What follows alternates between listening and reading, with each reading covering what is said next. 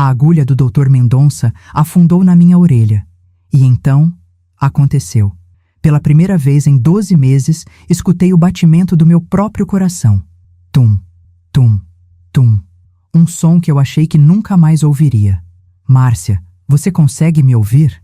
A voz dele soava como música celestial depois de um ano inteiro de silêncio absoluto. Senti lágrimas escorrendo pelo meu rosto antes mesmo de perceber que estava chorando. Sim, sussurrei. Eu consigo ouvir.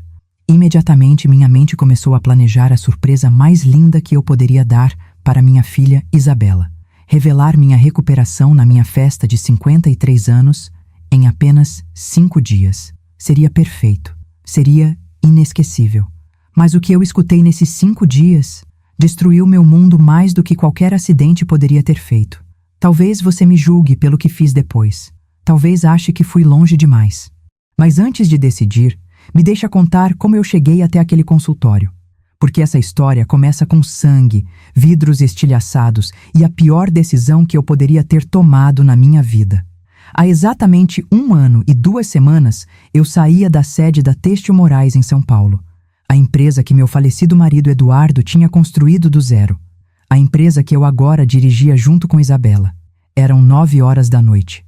Chovia muito, daquela chuva paulistana que alaga tudo em minutos. Eu tinha pressa de chegar em casa. Isabela tinha insistido que eu levasse o Mercedes novo. Para você se acostumar, mãe. Mas eu sempre preferi meu Corolla velho. Conhecia cada barulho daquele carro, cada maneira dele. Naquela noite, só para agradar minha filha, peguei as chaves do Mercedes.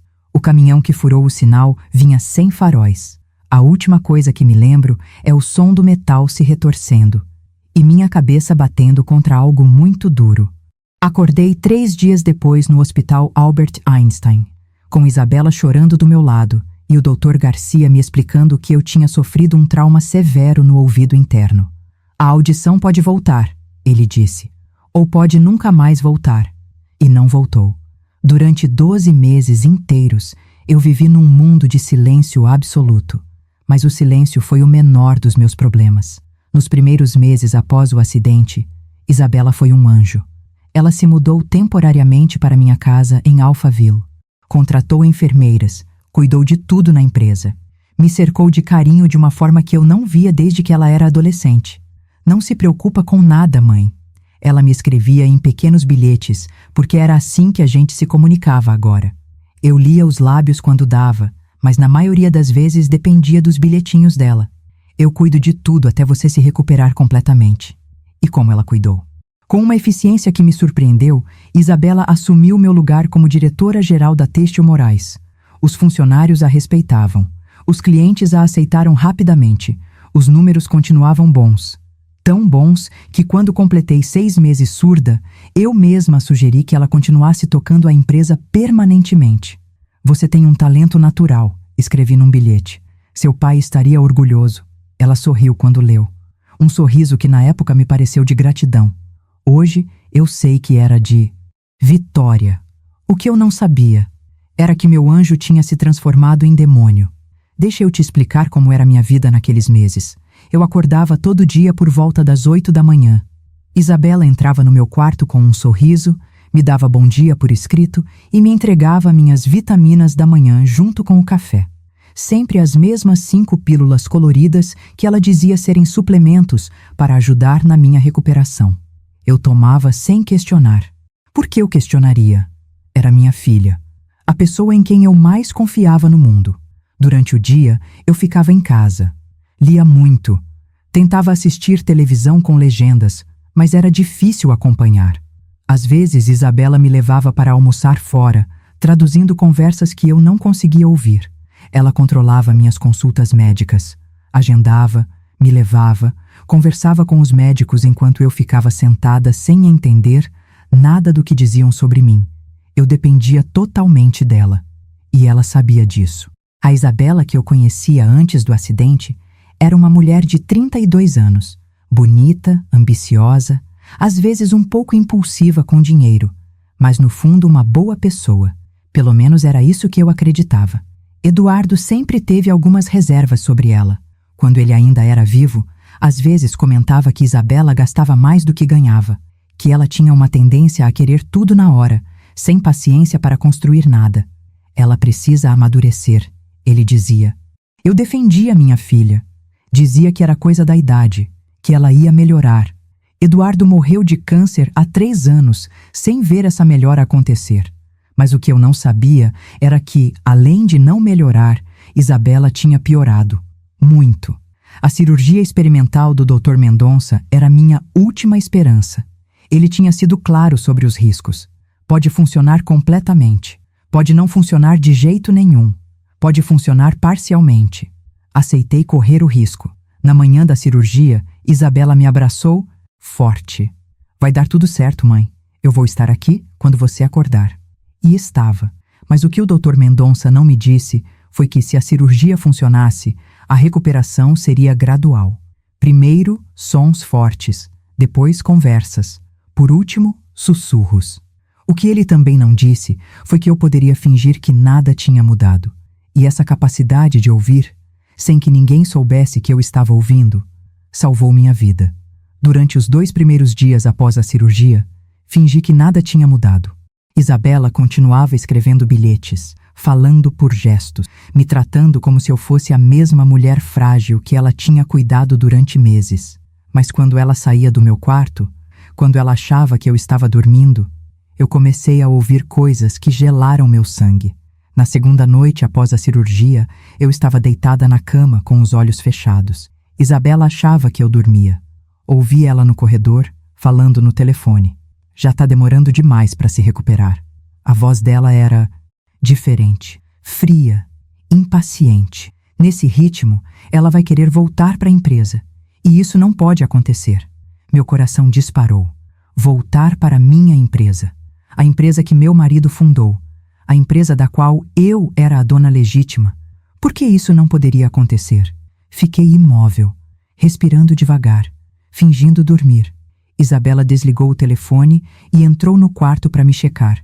Senti ela se inclinando sobre mim, verificando se eu estava mesmo dormindo. Depois saiu. E eu fiquei a noite inteira acordada, tentando entender o que tinha acabado de ouvir. Talvez eu estivesse exagerando, pensei.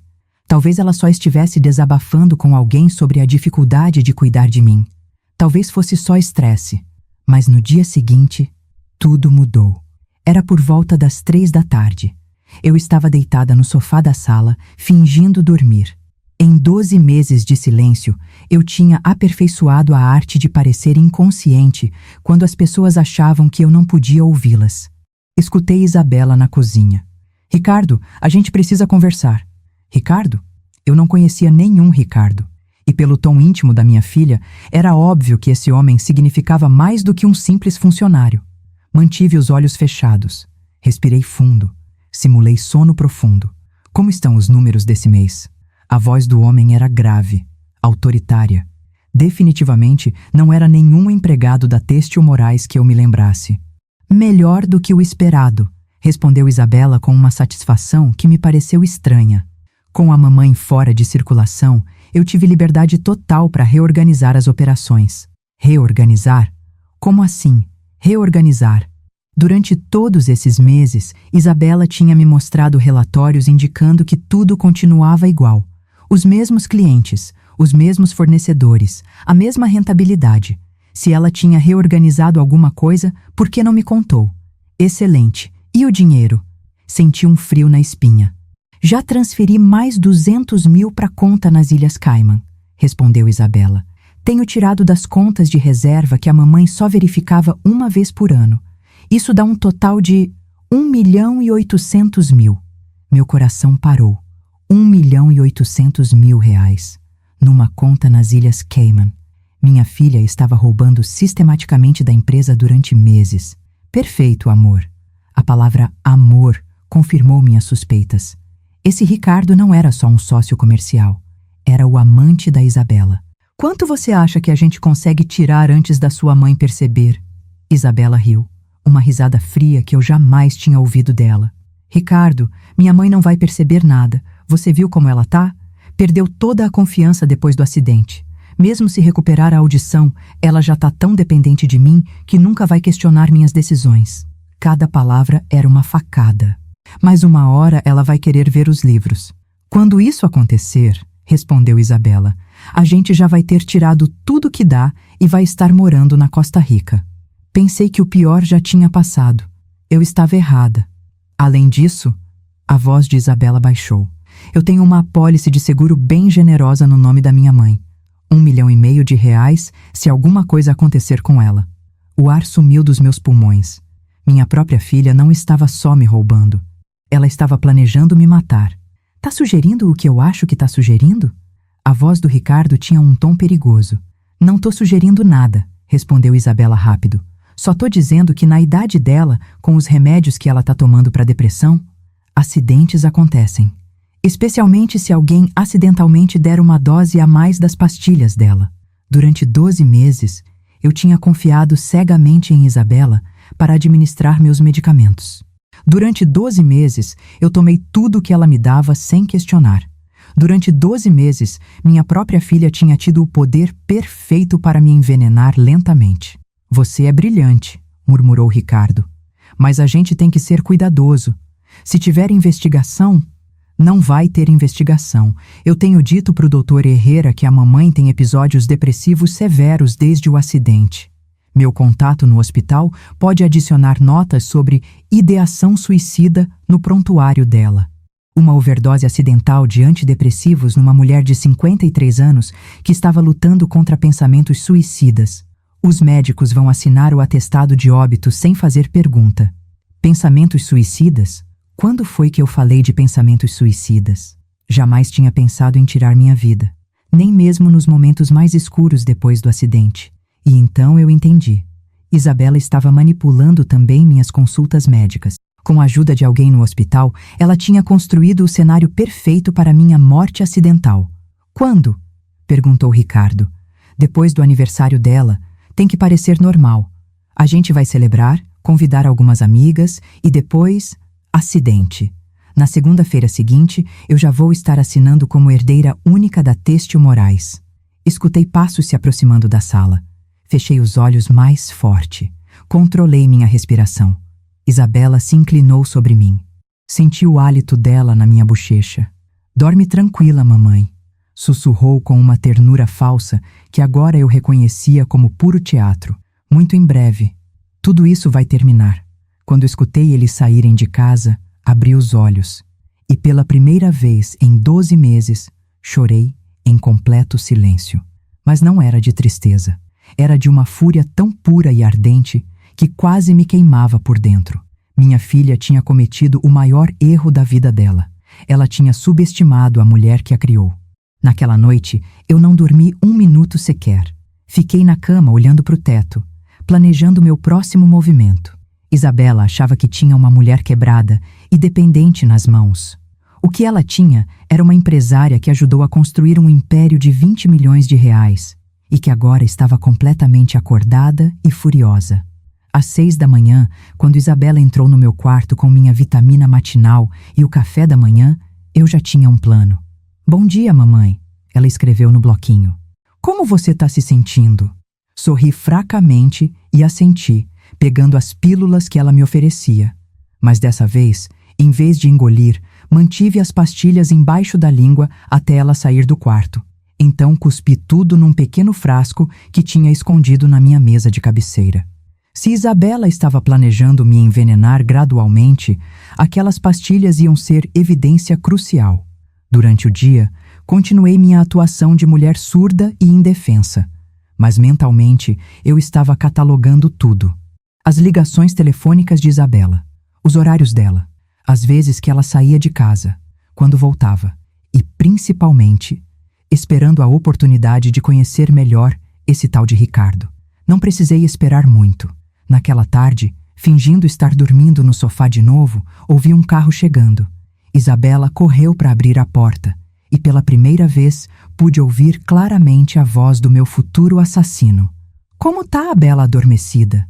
O sarcasmo na voz dele me deu náusea. Igual sempre, respondeu. Isabela, perdida no mundinho silencioso dela. Vem, quero te mostrar uma coisa. Segui eles mentalmente enquanto caminhavam para o escritório do Eduardo.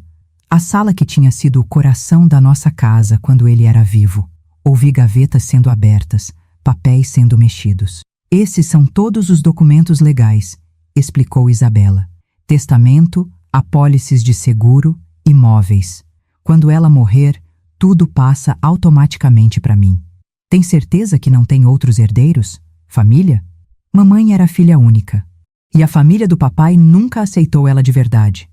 Depois do enterro do papai, eu cortei contato com todo mundo. Oficialmente, eu sou a única família dela. Que mentirosa. A família do Eduardo me adorava. Especialmente o irmão dele, Miguel, que morava no Rio de Janeiro.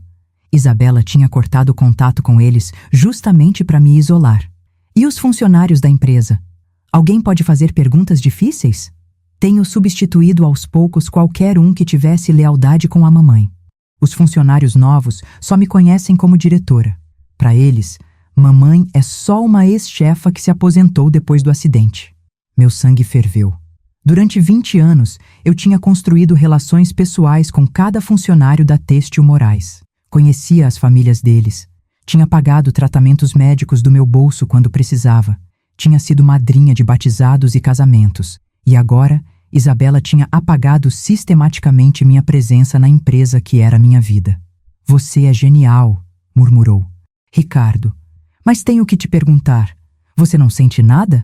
É sua mãe. Houve uma pausa longa. Por um momento, senti uma pequena esperança de que minha filha mostrasse algum rastro de consciência. Ricardo, você viu como ela tem vivido desde que o papai morreu? Deprimida, perdida, dependente. Mesmo antes do acidente, ela já não era a mulher forte que um dia foi. De certo modo, eu tô fazendo um favor para ela. Tô libertando ela de uma vida que não vale mais a pena viver. E ali morreu qualquer esperança de redenção que eu pudesse ter para Isabela. Além disso, ela continuou, papai construiu esse império para a família. Eu sou a família. Mamãe é só um obstáculo temporário. Ouvi passos se aproximando da sala de novo. Fechei os olhos. Regulei minha respiração. Mas dessa vez, quando Isabela se inclinou para verificar se eu estava dormindo, abri levemente um olho. Pela primeira vez em 12 meses, vi o rosto do homem que planejava me matar. Ricardo Santos. Reconheci imediatamente. Ele tinha sido contador na Têxtil Moraes há 3 anos. Eduardo o demitiu por irregularidades nos livros contábeis. Um homem magro, uns 40 anos, com olhos frios e um sorriso que nunca chegava aos olhos. Agora tudo fazia sentido. Ricardo tinha voltado para se vingar da família que arruinou a carreira dele e tinha seduzido minha própria filha para fazer isso. Quando foi a última vez que ela comeu? Ouvi ele perguntar. Hoje de manhã, mas só um pouquinho. Ultimamente ela não tem muito apetite. Claro que eu não tinha apetite. Provavelmente ela estava me envenenando devagar com alguma coisa que tirava minha fome e minha energia. Perfeito. Entre a falta de apetite e os remédios, ela já está fisicamente fraca. Isso vai fazer a overdose parecer mais natural. Mas a gente tem que esperar até depois do aniversário. Convidei as poucas amigas que sobraram para verem que ela estava normal antes do acidente. Ouvi ele se afastando para a cozinha. E pela primeira vez em meses, sorri. Um sorriso que teria apavorado Isabela se ela pudesse ver. Minha querida filha tinha cometido vários erros fatais. Primeiro, tinha subestimado minha inteligência. Segundo, tinha revelado todas as cartas dela. Terceiro, tinha esquecido que eu conhecia todos os segredos da Têxtil Moraes, incluindo alguns que nem o Eduardo conhecia. Era hora de lembrar Isabela Moraes. Quem tinha ensinado o pai dela tudo o que ele sabia sobre negócios? No dia seguinte, enquanto Isabela saía para o que eu sabia serem reuniões com Ricardo para planejar minha morte, coloquei em prática a primeira fase do meu contra-ataque. Fingindo estar dormindo, esperei até ouvir o carro dela se afastar. Então me levantei e fui direto para o escritório do Eduardo. Se Isabela achava que tinha encontrado todos os documentos importantes, ela estava muito enganada. Durante 25 anos de casamento, Eduardo e eu mantivemos um cofre secreto atrás da estante da biblioteca. Nem mesmo Isabela sabia da existência dele. Lá dentro, a gente guardava cópias de documentos, dinheiro em espécie para emergências e algo muito mais valioso, as chaves de um escritório secreto que Eduardo mantinha no centro de São Paulo. Quando Eduardo morreu há 3 anos, eu nunca mencionei esse escritório para Isabela. Tinha pagado o aluguel automaticamente de uma conta bancária separada que ela desconhecia.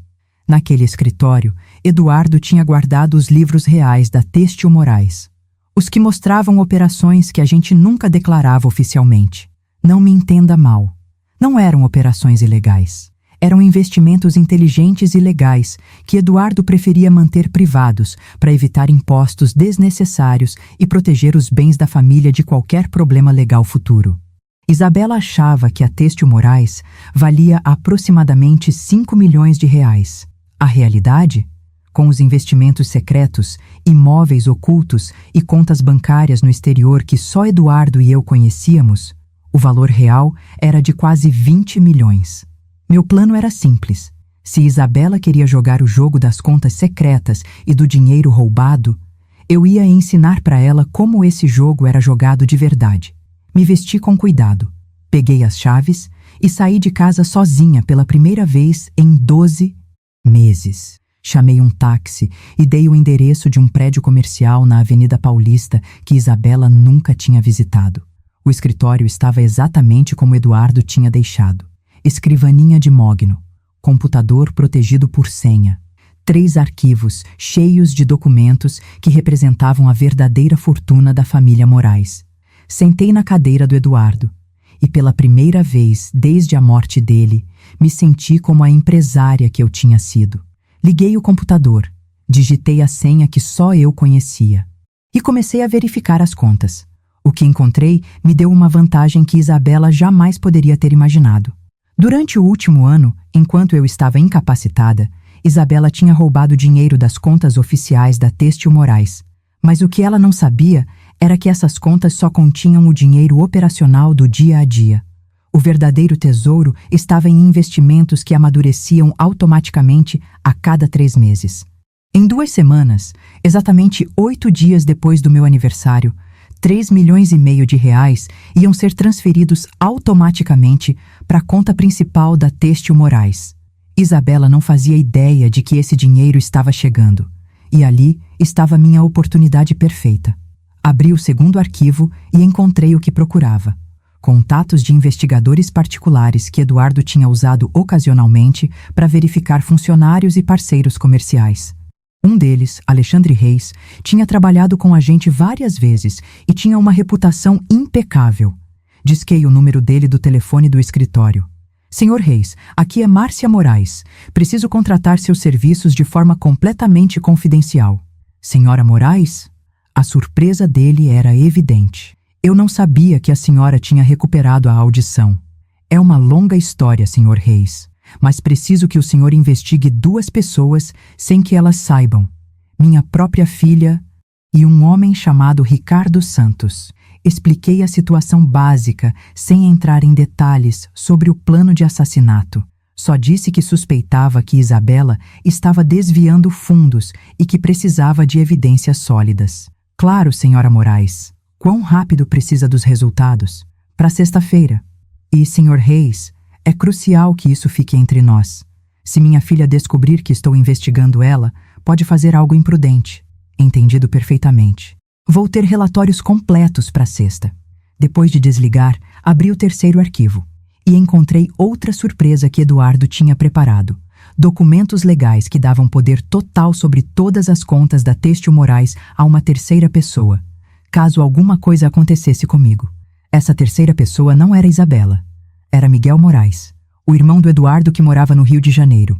Eduardo tinha preparado esses documentos depois que Isabela começou a mostrar sinais de irresponsabilidade financeira nos primeiros anos de trabalho na empresa.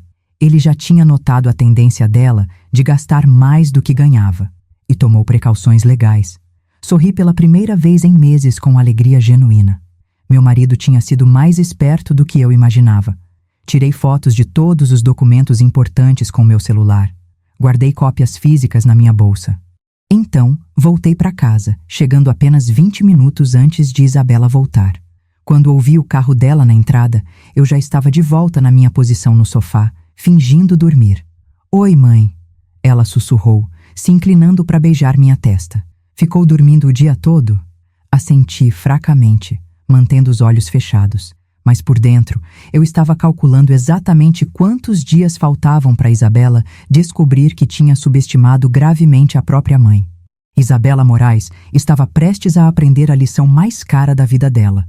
Na sexta-feira de manhã, enquanto Isabela estava no que ela achava serem suas rondas matinais na empresa, recebi a ligação de Alexandre Reis. Senhora Moraes, tenho as informações que pediu. Podemos nos encontrar no escritório privado?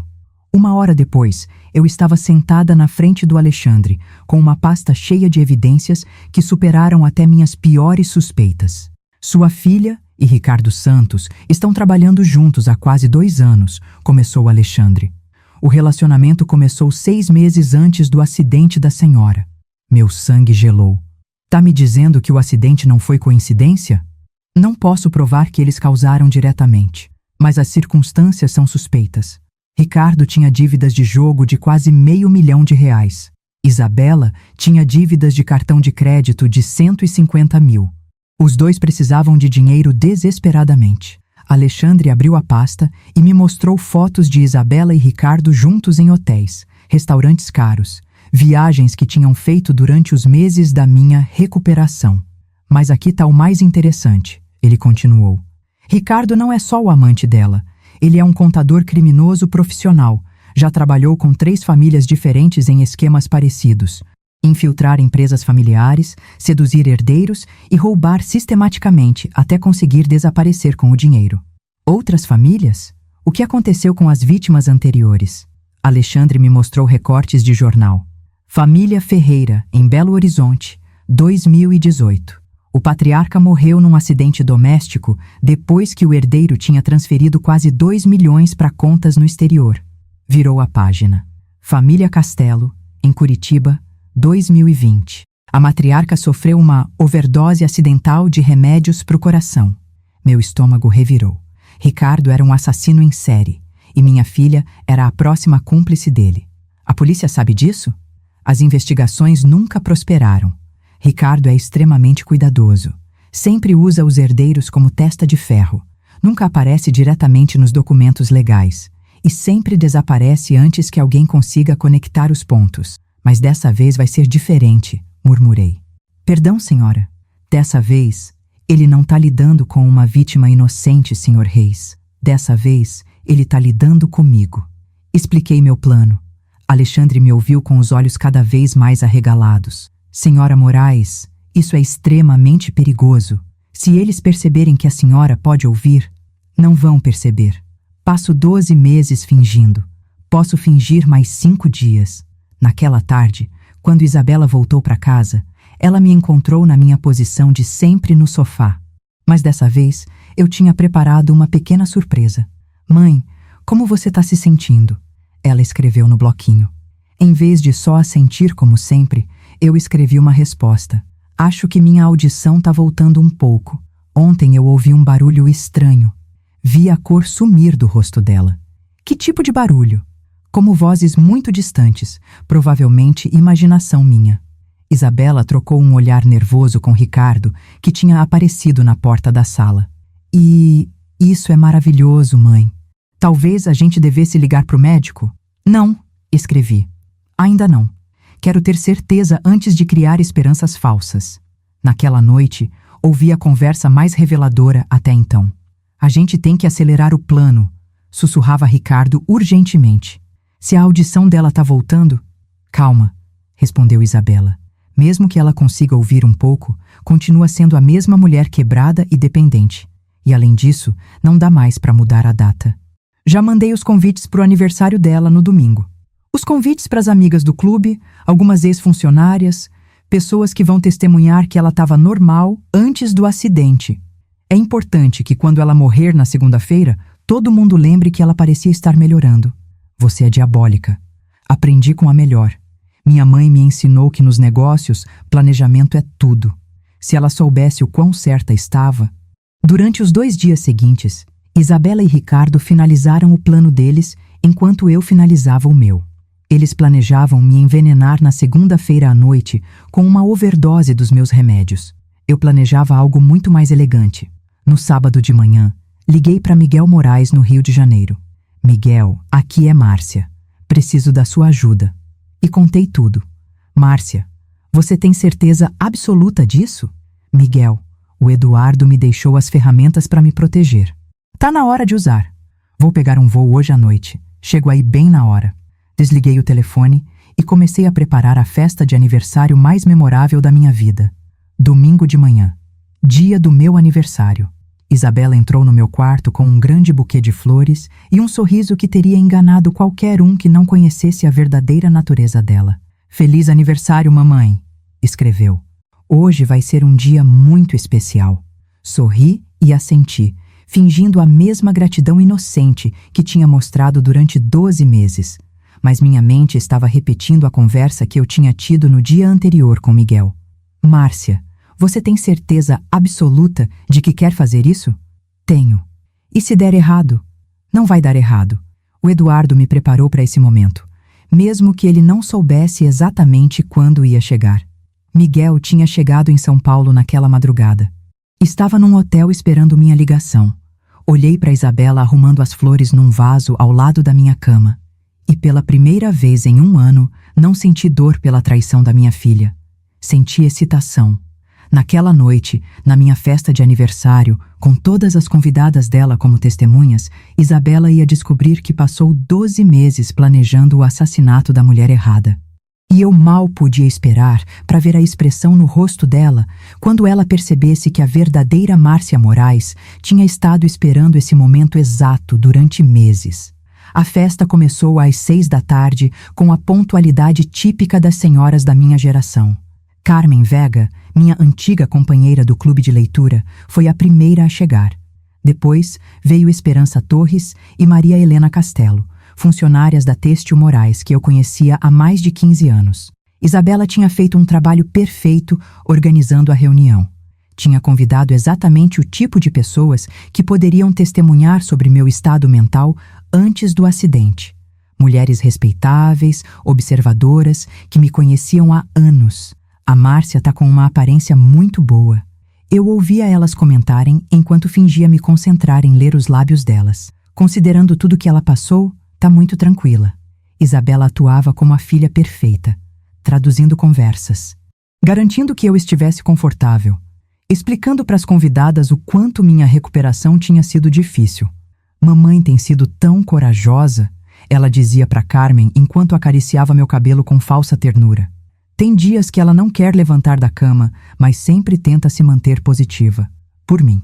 Dias em que eu não queria levantar? Eu nunca tive um único dia de depressão real. Isabela estava construindo a narrativa perfeita para minha futura morte por overdose depressiva. Ricardo tinha chegado 1 hora antes da festa, se apresentando como um amigo de Isabela que veio ajudar com a celebração. As senhoras aceitaram ele imediatamente, especialmente quando ele começou a encantar Maria Helena com perguntas sobre os netos dela. Era um ator consumado, tenho que admitir. Se eu não soubesse que ele era um assassino em série, teria achado ele um homem encantador. Às 7h30, quando todas as convidadas estavam reunidas na sala, tomando chá e comendo o bolo que Isabela tinha encomendado, chegou o momento que eu estava esperando durante 5 dias. Miguel Moraes tocou a campainha. Isabela correu para abrir, e eu pude ver a confusão no rosto dela quando encontrou um homem de 60 anos num terno elegante parado na minha porta. Boa tarde, sou Miguel Moraes, irmão do Eduardo. Vim pro aniversário da Márcia. O rosto de Isabela virou uma máscara de choque controlado. Tio Miguel, eu não sabia que você vinha. Não recebeu minha ligação porque eu não liguei. Queria que fosse surpresa. Miguel entrou na sala e imediatamente todas as senhoras se levantaram para cumprimentá-lo. Elas lembravam dele dos eventos de família durante o casamento meu e do Eduardo. Miguel, exclamou Carmen. Que surpresa maravilhosa para Márcia. Isabela estava visivelmente nervosa, mas não podia fazer nada sem parecer grosseira na frente das convidadas. Miguel se aproximou de onde eu estava sentada e se inclinou para beijar minha bochecha. Feliz aniversário, cunhada, murmurou alto o suficiente para os outros ouvirem, mas acrescentou num sussurro quase inaudível. Tá na hora. Assenti quase imperceptivelmente. E tomei uma decisão que eu vinha planejando durante 5 dias. Me levantei do sofá. Caminhei até o centro da sala onde todas podiam me ver. E com a voz mais clara e forte que eu tinha usado em 12 meses disse: Senhoras, eu quero agradecer por terem vindo celebrar meu aniversário comigo. O silêncio que se seguiu foi absoluto. Todas as conversas pararam instantaneamente. Carmen deixou cair a xícara de chá. Maria Helena ficou pálida. Esperança ficou de boca aberta. Mas a expressão que eu mais aproveitei foi a de Isabela. O rosto dela passou do choque para o terror puro em menos de 2 segundos. Márcia, sussurrou Carmen, você consegue ouvir? Perfeitamente, respondi sorrindo docemente. Minha audição voltou há 5 dias, graças à cirurgia do Dr. Mendonça. Eu queria surpreender vocês durante minha festa de aniversário. As senhoras explodiram em exclamações de alegria, me abraçando, me parabenizando, comentando sobre o milagre. Isabela ficou paralisada no fundo da sala. Ricardo tinha desaparecido discretamente em direção à cozinha. Mas Márcia, disse Maria Helena, por que não contou antes? Isabela não sabia? Olhei diretamente para minha filha, que parecia prestes a vomitar. Não, Isabela não sabia. Eu quis manter segredo até hoje. Pausei. Embora, acrescentei com um sorriso que nunca chegou aos meus olhos, eu tenha ouvido conversas muito interessantes durante esses 5 dias. A cor desapareceu completamente do rosto de Isabela. Ricardo reapareceu na entrada da sala. Eu pude ver que ele tinha estado falando no telefone. Na verdade, continuei, tem tanta coisa que eu aprendi ultimamente que acho que está na hora de compartilhar algumas surpresas com todas vocês. Miguel se aproximou e colocou uma mão protetora no meu ombro. Márcia, você tem certeza de que quer fazer isso agora? Absoluta, Miguel. Afinal, que momento melhor para revelar a verdade do que numa festa de aniversário cercada de amigas queridas? Isabela finalmente encontrou a voz. Mãe, talvez a gente devesse conversar em particular. Ah, não, meu amor. Respondi com a doçura mais venenosa que consegui reunir. Acho que nossas convidadas vão achar essa conversa absolutamente fascinante. Ricardo tinha começado a se mover em direção à porta, mas Miguel bloqueou a passagem dele sutilmente. Especialmente porque, continuei me dirigindo às senhoras que me olhavam com confusão crescente, vai explicar por que minha própria filha e o amante dela estavam planejando me assassinar. Dessa vez, Carmen deixou a xícara cair de verdade e ela se espatifou contra o piso de mármore. O som da porcelana quebrando foi como um sinal. Isabela finalmente saiu do estado de choque e entrou em modo de controle de danos. Mãe, você tá confusa, disse com voz trêmula, mas tentando parecer autoritária. Você tem tomado muitos remédios. Talvez a cirurgia tenha afetado sua... Minha o quê, Isabela? Minha memória? Minha capacidade de raciocínio? Interrompi, mantendo minha voz calma, mas letal. Porque minha memória tá perfeitamente clara. Especialmente da conversa que você teve com o Ricardo na terça-feira à noite sobre acelerar minha morte para segunda-feira. As convidadas se olharam com alarme crescente. Maria Helena tinha colocado uma mão sobre o coração. Carmen parecia em choque. Márcia, interveio Miguel suavemente. Talvez as senhoras prefiram... Não, disse firmemente. As senhoras vão ficar, vão ouvir tudo, porque quando isso terminar, elas vão ser testemunhas muito importantes. Ricardo tinha começado a se mover em direção à porta dos fundos, mas parou quando Miguel falou. Senhor Santos, sugiro que o senhor fique. Já conversei com algumas pessoas que estão muito interessadas em conhecê-lo. Pela primeira vez, vi medo real nos olhos do Ricardo. Isabela, continuei, quer explicar para as nossas amigas sobre a conta nas Ilhas Cayman? Ou prefere que eu conte sobre a apólice de seguro de vida de R$1,5 milhão que você fez no meu nome sem meu conhecimento? Isabela tinha perdido toda a cor. Mãe, eu não sei do que você está falando. Não? Então também não sabe sobre os 200 mil que você transferiu semana passada? Ou sobre o plano de me fazer tomar uma overdose acidental de antidepressivos amanhã à noite? Esperança se levantou, abruptamente. Márcia, se isso for verdade... É verdade, confirmou Miguel. Na verdade, tenho aqui alguns documentos que vão ser muito informativos para todas vocês. Miguel abriu uma pasta que tinha trazido e tirou uma pilha grossa de papéis. Senhoras, permitam que eu apresente evidências fotográficas do trabalho do Sr. Ricardo Santos com as famílias Ferreira e Castelo. Começou a passar fotografias que Alexandre Reis tinha conseguido. Fotos de Ricardo com outras mulheres. Cópias de matérias de jornal sobre mortes acidentais. Documentos bancários. Carmen pegou uma das fotos com mãos trêmulas. Esse homem, ele matou antes? Pelo menos 2 vezes que conseguimos provar, respondeu Miguel. O método dele é sempre o mesmo. Seduz o herdeiro, rouba sistematicamente e depois mata o patriarca ou a matriarca da família. Ricardo finalmente falou, a voz tensa. Isso é ridículo. Vocês não podem provar nada. Não podemos? Me aproximei da minha bolsa e tirei o pequeno frasco onde eu tinha guardado as pastilhas que Isabela me dava toda manhã. Essas são as vitaminas que minha filha tem me dado durante semanas. Quer que a gente analise elas, Ricardo? A expressão de pânico no rosto dele me disse tudo o que eu precisava saber. Além disso, continuei, eu tenho gravações. Era mentira, completa mentira. Mas minha atuação foi perfeita. Tanto Isabela quanto Ricardo congelaram. Durante os últimos 5 dias, desde que recuperei minha audição, eu tenho gravado as conversas de vocês. Cada plano, cada detalhe, cada comentário sobre como vocês iam me assassinar. Isabela finalmente explodiu. Você tá mentindo. Você não tem nada. Tô mentindo, Isabela? Como quando você disse para o seu contato no hospital adicionar notas sobre meus supostos pensamentos suicidas no meu prontuário. Como quando você criou um histórico médico falso para construir um registro de depressão severa. Como quando você disse para o Ricardo que minha morte seria fácil de explicar porque eu já tinha um registro de instabilidade mental. Cada palavra que eu dizia era como um tapa. Isabela recuava fisicamente a cada acusação.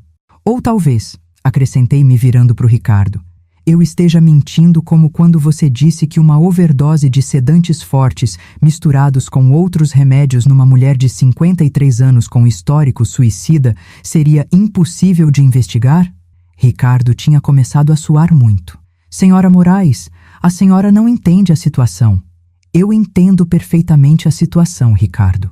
Entendo que você tem dívidas de R$500 mil com gente muito perigosa. Entendo que Isabela tem dívidas de cartão de crédito de 150 mil. Entendo que os dois viram meu acidente como a oportunidade perfeita para resolver os problemas financeiros de vocês, me matando. Maria Helena se levantou tremendo. Márcia, a gente tem que chamar a polícia. Já estão a caminho, respondeu Miguel calmamente olhando para o relógio. Devem chegar a qualquer momento.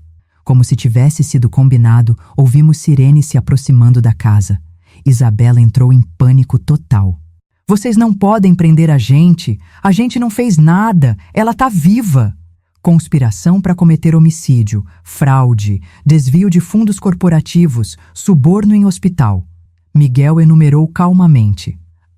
E também tem acusações federais por transferências bancárias internacionais ilegais. Ricardo correu em direção à porta dos fundos, mas parou quando viu uniformes policiais cercando a casa por todas as saídas. Além disso, acrescentei com o sorriso mais satisfeito da minha vida, tem uma coisa que nenhum dos dois sabia sobre a Têxtil Moraes. Isabela me olhou com olhos desesperados. O quê? Que o Eduardo nunca confiou completamente em você, meu amor. E que eu também não sou a mulher indefesa que você pensou que era. Os policiais entraram na casa com a eficiência profissional que eu tinha coordenado com Miguel durante nossas conversas telefônicas secretas. O delegado principal, Carlos Medeiros, cumprimentou Miguel como se fossem velhos amigos. Senhora Moraes, ele me disse respeitosamente, entendo que a senhora tem evidências de uma conspiração contra a sua vida. Mais do que evidências, delegado, respondi. Tenho confissões completas. Isabela tinha encontrado uma segunda onda de energia desesperada. Isso é ridículo. Minha mãe obviamente está confusa. Ela tem tomado remédios pesados durante meses. Tá falando desses remédios? Tirei o frasco com as pastilhas que eu tinha fingido tomar. Porque acontece que não são os antidepressivos que o Dr. Herrera receitou. Entreguei o frasco para o delegado. Segundo minhas investigações preliminares, essas pastilhas contêm uma combinação de sedativos fortes misturados com substâncias tóxicas em doses muito pequenas. O rosto de Isabela virou uma máscara de horror puro. Sedativos fortes, misturados com toxinas. Continuei conversacionalmente. Perfeito para envenenamento gradual, porque causa sintomas que parecem envelhecimento normal. Fadiga, perda de apetite, confusão mental leve. Em doses pequenas durante meses, enfraquece o organismo sem ser detectado em exames de sangue de rotina. Carmen tinha começado a chorar em silêncio. Maria Helena tinha as duas mãos sobre a boca, me olhando com um horror. Mas Isabela cometeu um erro, continuei. Confiou no Ricardo para conseguir a mistura certa. E o Ricardo é mais ganancioso do que inteligente. Usou quantidade demais, rápido demais. Se tivesse sido mais paciente, provavelmente teria funcionado. Você tá inventando tudo isso, gritou Ricardo. Não tem provas. Miguel abriu uma segunda pasta. Tá falando dessas provas? Tirou uma série de fotografias mostrando Ricardo comprando produtos químicos numa loja de suprimentos agrícolas. Transferências bancárias entre contas secretas. E até fotos dele e de Isabela se beijando apaixonadamente num hotel enquanto eu supostamente estava morrendo em casa. Alexandre Reis é muito minucioso, comentei. Ele também descobriu algo interessante sobre seu passado, Ricardo. O delegado Medeiros pegou as fotos e estudou as evidências. Senhor Santos, tenho mandados de prisão por acusações similares em Belo Horizonte e Curitiba. O senhor tem evitado as autoridades há 3 anos. Ricardo tentou um sorriso encantador que tinha funcionado com tantas vítimas. Delegado, acho que tem uma grande confusão aqui. Não tem confusão nenhuma, interrompi. Confusão é o que você causou na mente das suas vítimas anteriores antes de matar elas. Isabela tinha começado a tremer incontrolavelmente. Mãe, por favor, a gente pode resolver isso. Eu posso devolver o dinheiro. Que dinheiro, Isabela? Os 200 mil que você já gastou em viagens e hotéis com o Ricardo? Ou os 3 milhões que você planejava roubar das contas secretas do Eduardo? A expressão dela confirmou que ela não fazia ideia de que eu conhecia as contas secretas. Ah, você não sabia dessas contas, né? Sorri docemente. Durante todos esses meses que você dirigiu a Têxtil Moraes, você só teve acesso às contas operacionais. O Eduardo manteve separados os investimentos reais, os imóveis, os ativos verdadeiros. Miguel assentiu. Seu pai nunca confiou totalmente no seu julgamento financeiro, Isabela. Ele e a Márcia sempre souberam que você era impulsiva com dinheiro. Não é possível, sussurrou Isabela. Eu revisei todos os documentos. Você revisou os documentos que a gente deixou você revisar, corrigiu Miguel. Os documentos reais estão num escritório que você nunca soube que existia, sob controle de trustes que você nunca conseguiria encontrar. O delegado Medeiros tinha começado a tomar notas. Senhora Moraes, a senhora quer apresentar queixa por tentativa de homicídio? Absolutamente. Contra os dois. Ricardo fez uma última tentativa desesperada. Isso é uma armadilha. Márcia Moraes armou tudo isso para se vingar. Me vingar de quê, Ricardo? Perguntei com curiosidade genuína. De que minha própria filha tentou me matar. De que um contador demitido voltou para roubar minha empresa. De que vocês planejaram me envenenar lentamente durante meses. O delegado olhou para o Ricardo com nojo. Senhor Santos, o senhor tem direito de permanecer em silêncio. Enquanto ele começava a ler os direitos, Isabela fez algo que eu não esperava. Se jogou na minha direção gritando. A culpa é toda sua. Você sempre foi controladora. Nunca me deixou viver minha própria vida. Miguel e o delegado me protegeram, mas não antes de Isabela conseguir agarrar minha blusa e gritar na minha cara. Eu te odeio há anos. Tomara que você tivesse morrido naquele acidente. E aí estava. A verdade real que tinha ficado escondida por trás de toda a manipulação e mentiras. Minha filha não tinha me traído só por dinheiro. Ela tinha me traído porque genuinamente me odiava. Pela primeira vez nessa experiência horrível, senti verdadeira dor emocional. O silêncio que seguiu a confissão de ódio de Isabela foi quebrado por uma voz que eu não ouvia há 3 anos. Isabela Moraes, você sempre foi uma criança mimada. Todos nos viramos para a porta principal, onde estava parada uma mulher elegante de aproximadamente 70 anos, com o porte aristocrático que eu lembrava perfeitamente. Esperança Moraes, a mãe do Eduardo, a mulher que Isabela tinha dito que me odiava e que tinha cortado contato com nossa família depois do enterro. Vovó, sussurrou Isabela, a arrogância desaparecendo instantaneamente. Não me chama de vovó, respondeu Esperança com gelo na voz. Uma neta não tenta assassinar a mulher que o neto dela amou mais do que a própria vida. Miguel sorriu. Márcia, deixa eu te apresentar sua cúmplice secreta.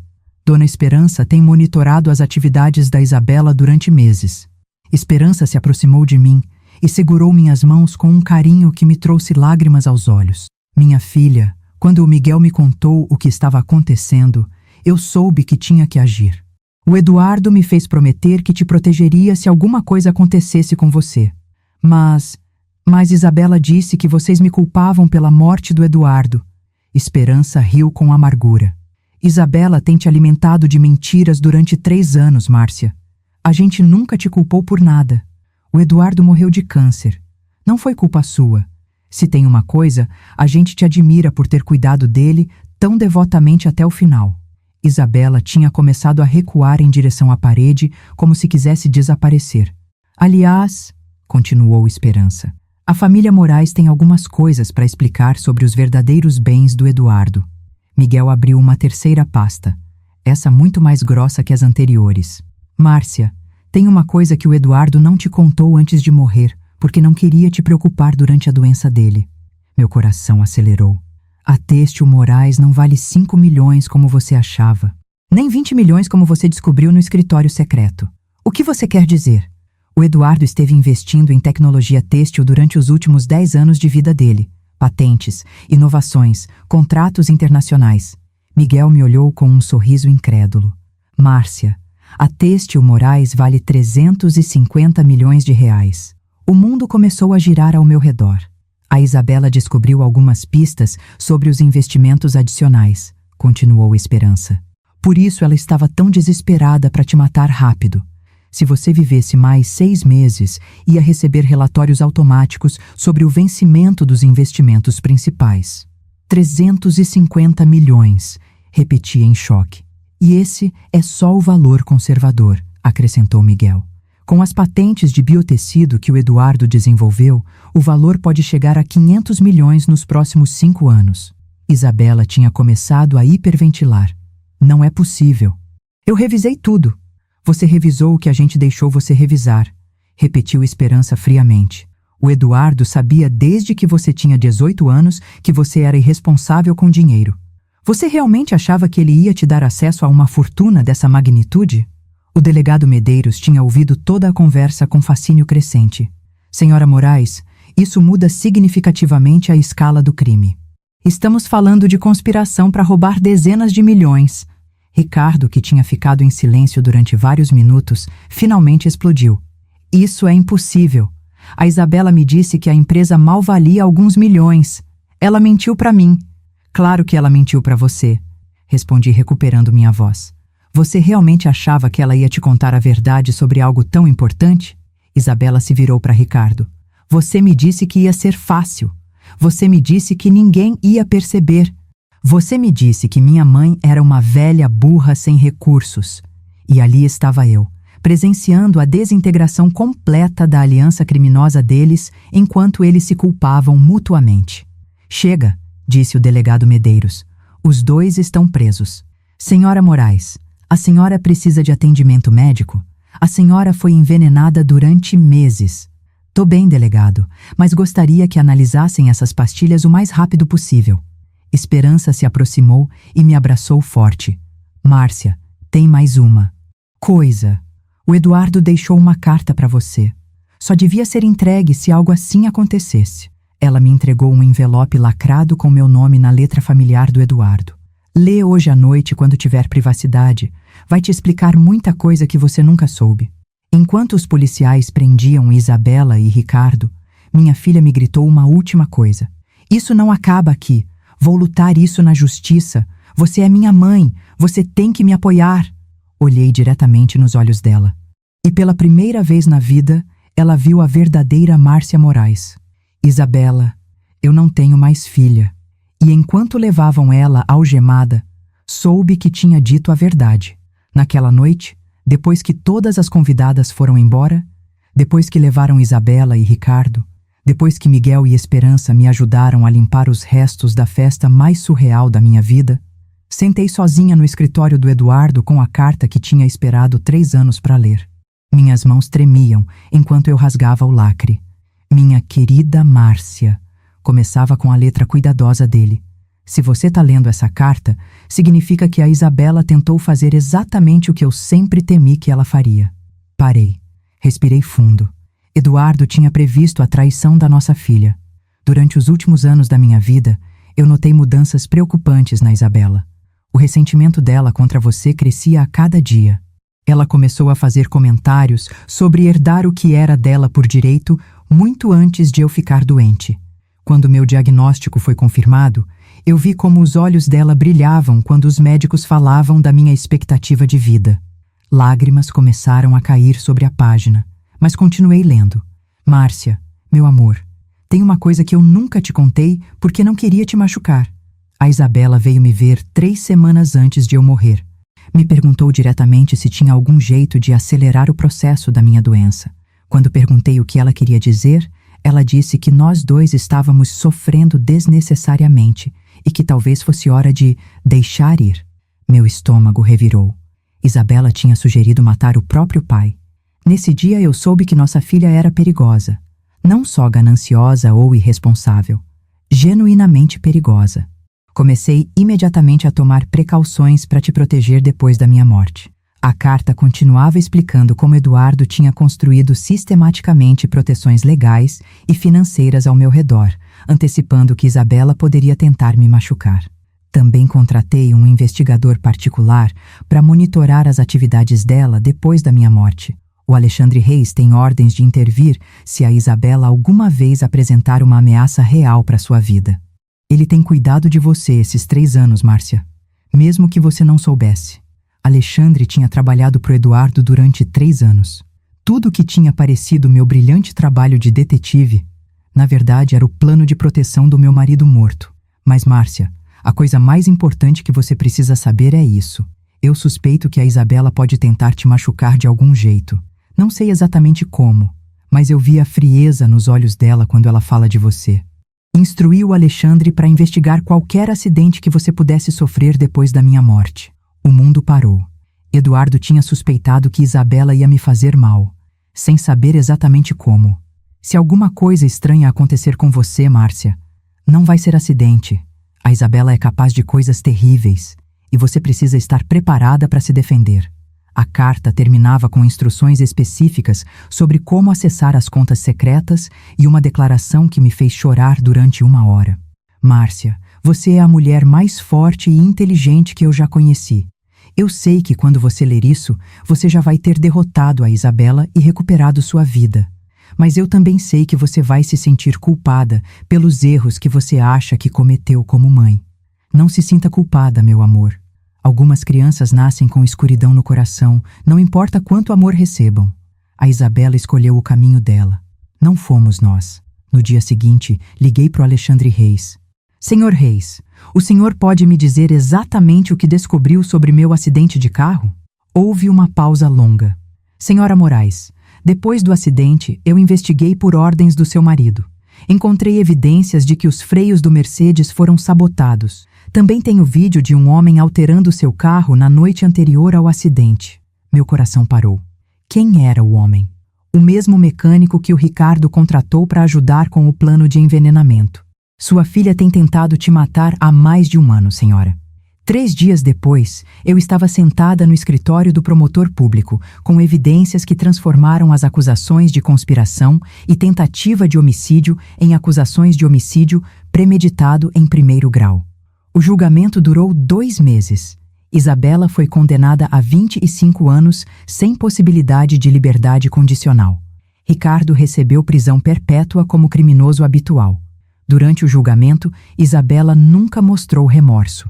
Nem mesmo na declaração final dela, me culpou por arruinar a vida dela e roubar a herança dela. No dia da sentença, me aproximei dela uma última vez. Isabela, eu quero que você saiba que, apesar de tudo, eu lamento que a gente tenha chegado a esse ponto. Ela me olhou com desprezo puro. Vai pro inferno, Márcia. Tomara que você tivesse morrido naquele carro. E essa foi a última palavra que minha filha me dirigiu. 6 meses depois, eu estava parada na nova sede da Têxtil Moraes, olhando para o letreiro que dizia Fundação Eduardo Moraes, apoio a vítimas de violência familiar. Tinha decidido transformar metade da empresa numa organização sem fins lucrativos que ajudaria outras mulheres que enfrentassem traições parecidas. Miguel dirigia as operações comerciais restantes. Esperança tinha vindo morar comigo, para que nenhuma das duas ficasse sozinha. E pela primeira vez em 4 anos, eu me sentia genuinamente feliz. Naquela tarde, enquanto eu revisava aplicações para bolsas da fundação, meu telefone tocou. Senhora Moraes, aqui é o delegado Medeiros. Tenho notícias sobre a Isabela. Meu coração acelerou. Que tipo de notícias? Ela foi atacada na prisão ontem à noite. Tá no hospital em condição crítica. Desliguei o telefone. Fiquei sentada em silêncio durante 15 minutos. Depois liguei para o Miguel e disse que não estaria disponível pelo resto do dia. Não fui ao hospital. Isabela tinha feito a escolha dela há mais de 1 ano, quando decidiu que minha vida valia menos que a ganância dela. Agora ela teria que enfrentar as consequências dessa escolha, sozinha. Naquela noite, parei no balcão da minha casa com uma taça de vinho, olhando para o jardim que Eduardo e eu tínhamos plantado juntos há tantos anos. Aos 53 anos, eu tinha sobrevivido a múltiplas tentativas de assassinato da minha própria filha, recuperado minha empresa, descoberto uma fortuna que eu nunca soube que tinha, reconquistado minha família verdadeira e construído uma nova vida baseada na minha própria força em vez de amor traído. Lembrei da primeira vez que escutei meu coração batendo de novo naquele consultório. Tum, tum, tum. O som da minha segunda chance. E pela primeira vez desde a morte do Eduardo, eu me senti completamente em paz. Talvez você me julgue pelo que fiz, pelo fato de não ter ido ao hospital, pela forma como expus minha filha na frente de todas aquelas pessoas. Mas deixa eu te perguntar uma coisa. Se fosse sua filha, planejando te envenenar lentamente durante meses, o que você faria? Eu fiz o que qualquer mãe faria. Eu sobrevivi.